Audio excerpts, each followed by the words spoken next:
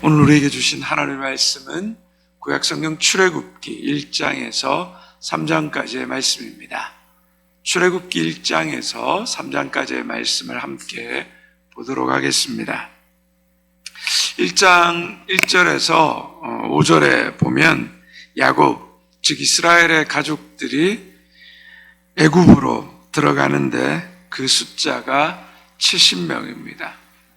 마치 예수님이 신약에서 70명의 제자들을 파송한 장면이 생각납니다. 약속의 땅에 머물러야 할 때도 있고 약속의 땅을 떠나야 할 때도 있습니다.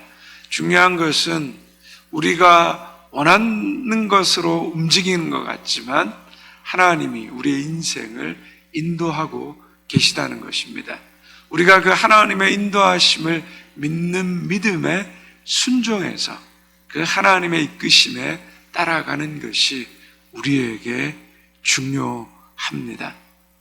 야곱과 그 가족들이 하나님의 인도하심에 따라 그 애굽 땅, 이집트 땅으로 들어갔습니다. 그곳에서 잘 정착하고 번성하기 시작합니다. 그러자 8절 이하에 보면 강해지고 숫자가 많아지자 핍박과 박해를 받습니다.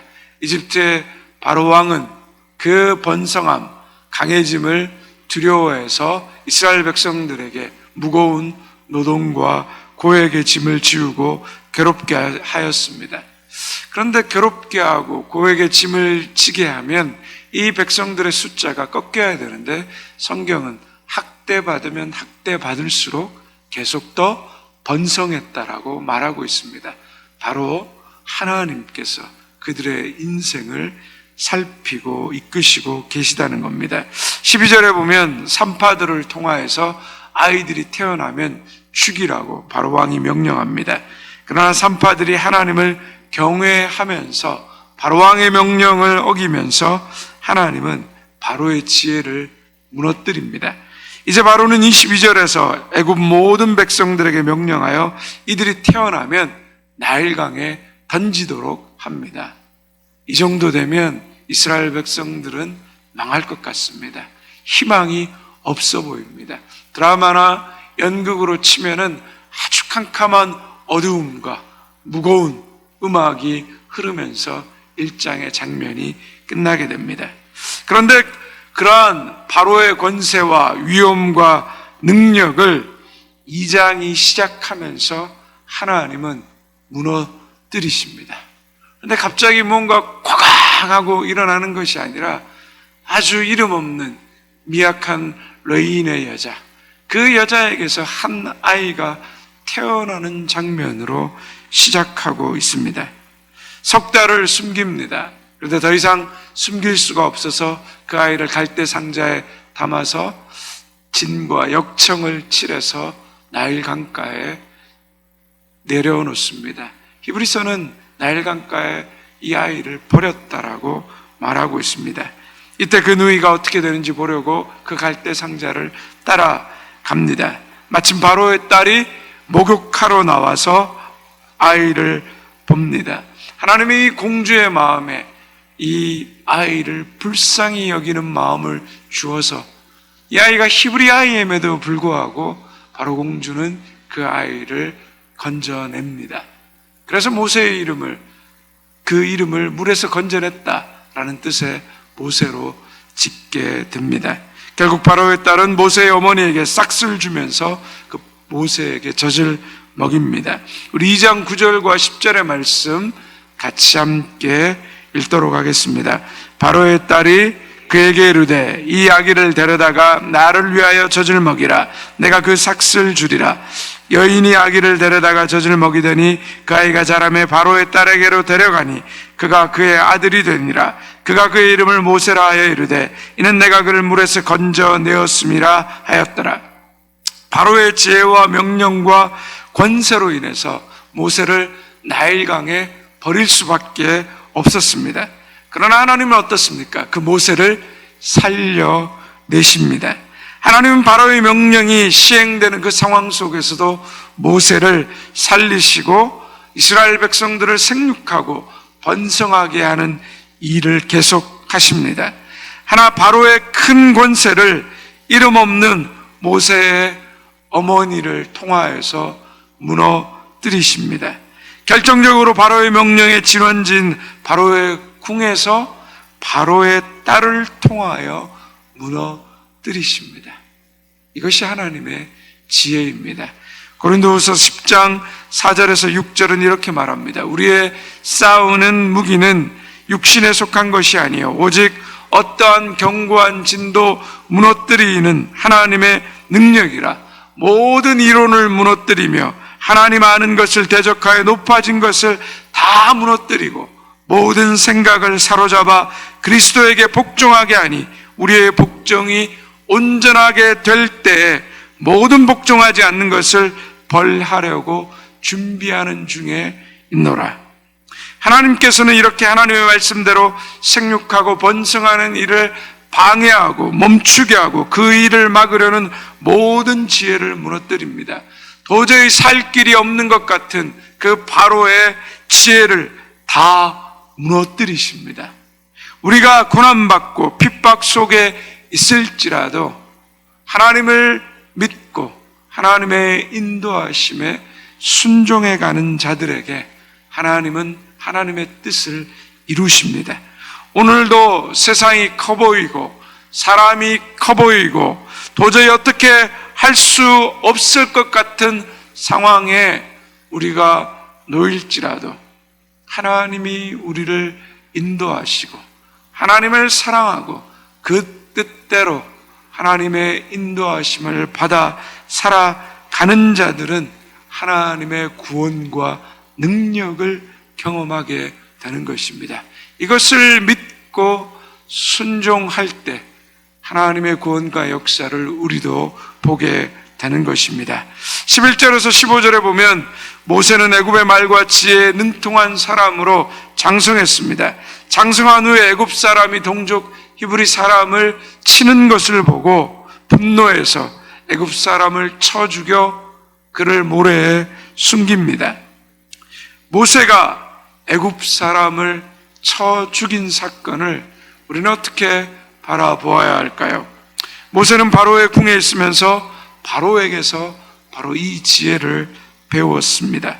바로의 지혜는 생명을 살리는 지혜가 아니라 생명을 죽이는 지혜입니다.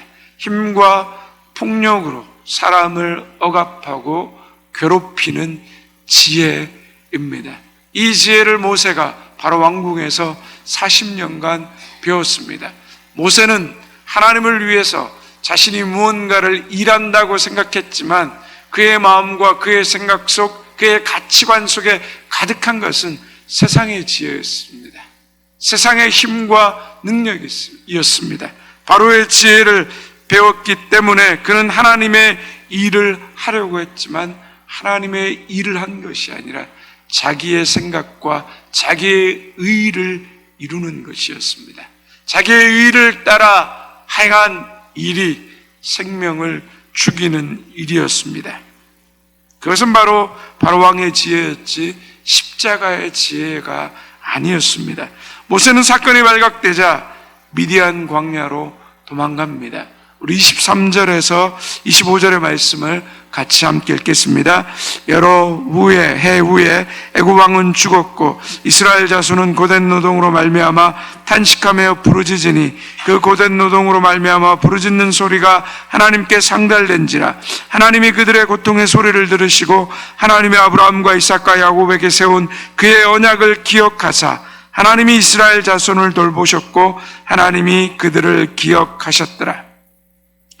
모세는 자기 백성을 돌볼 마음이 있었지만 모세의 마음은 잠깐의 마음이었습니다. 자기 목숨이 위험해지자 도망쳤습니다. 그러나 하나님은 이스라엘 백성들의 부르짖는 소리를 들으셨습니다. 24절에 들으시고 그 언약을 기억하셨습니다. 25절에 하나님이 돌보셨고 기억하셨습니다. 어떤 사람이 우리를 돕는다라는 생각을 내려놓아야 합니다. 물론 때때로 사람들이 우리를 돕기는 하지만 우리를 직접적으로 돌보시는 분, 우리의 인생을 인도하시는 분은 하나님이십니다. 모세는 돌볼 수가 없습니다. 사람은 잠깐의 마음으로 돌보지만 하나님만이 사랑 안에서 우리를 끝까지 돌보시는 분이십니다. 하나님이 돌보신다는 것, 하나님이 듣고 계시다는 것, 하나님이 기억하신다는 것, 우리가 그것을 우리의 마음속에 깊이 새기면서 고단한 인생길 위에서 오늘도 하나님이 들으시고 돌보시는 그 믿음 위에 우리의 삶을 힘차게 살아가실 수 있기를 바랍니다. 3장입니다. 2장 서두에서 본 모세는 적극적인 모세, 힘 있는 모세, 모든 것을 할 수 있는 무언가 해낼 것 같은 모세의 모습이었습니다. 그러나 미디안 광야로 도망치면서 3장에서 아무것도 할 수 없는 모세, 그저 지극히 평범한 일상에서 살아가는 모세의 모습이 나옵니다. 그런 모세를 하나님이 찾아오셨고 하나님이 그에게 말씀하십니다. 5절 말씀 함께 같이 읽겠습니다. 하나님이 이르시되 이리로 가까이 오지 말라. 내가 선 곳은 거룩한 땅이니 내 발에서 신을 벗어라. 하나님 모세에게 요구하신 것은 한 가지였습니다. 무엇입니까? 신을 벗는 것입니다. 초막셋을 짓는 것도 아니고 대단한 일을 해야 하는 것도 아닙니다.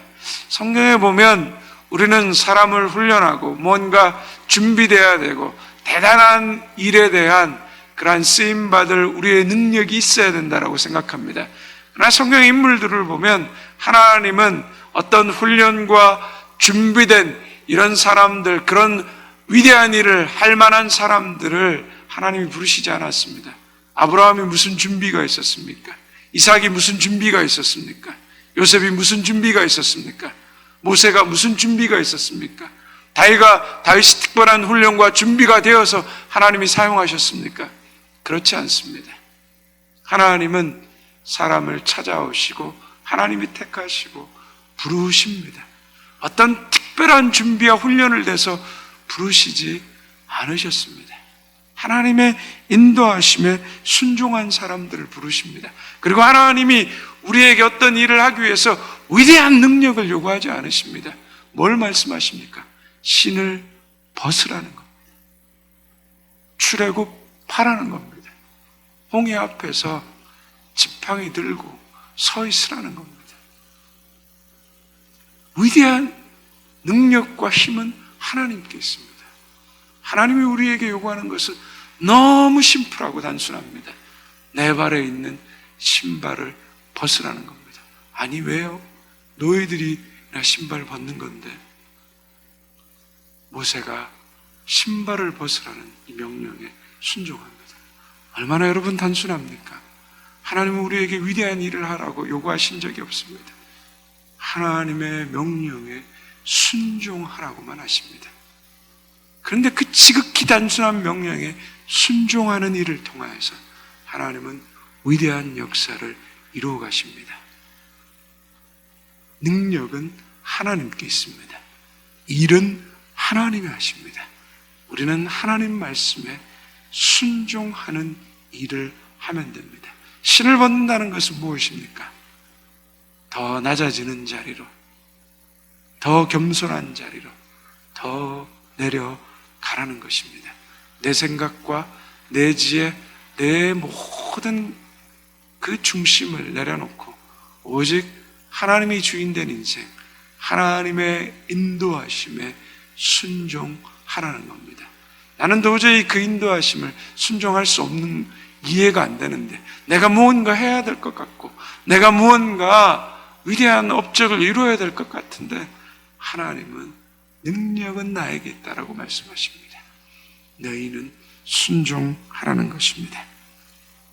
그 순종하심에 모세가 순종하게 되는 것입니다. 7절과 8절 말씀 같이 함께 읽겠습니다.